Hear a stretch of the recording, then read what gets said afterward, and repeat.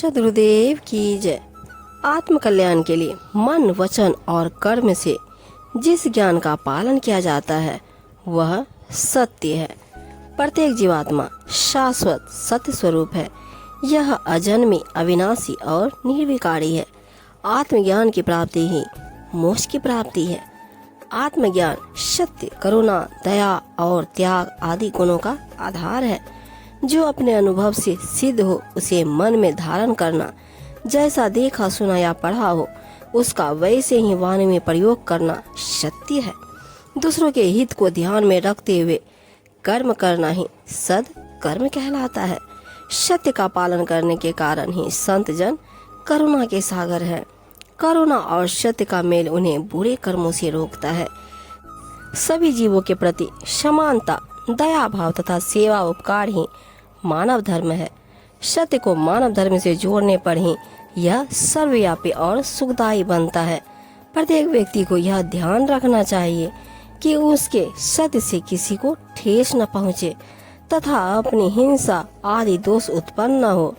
मन से सत्य या शोधन कर सबको प्रिय लगने वाले सत्य बोलना चाहिए तथा सबको सुख प्रदान करने वाले सद्कर्म ही करने चाहिए।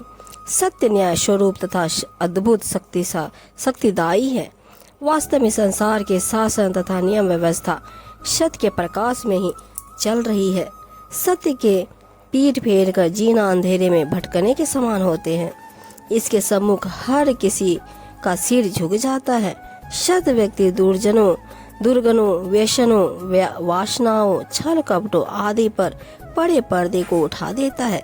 यही कारण है कि लोग लौकिक मोह अज्ञान में फंसे रहकर इससे दूर भागते हैं तथा जो सत्य का आचरण करता है उसे मारने के लिए दौड़ते हैं।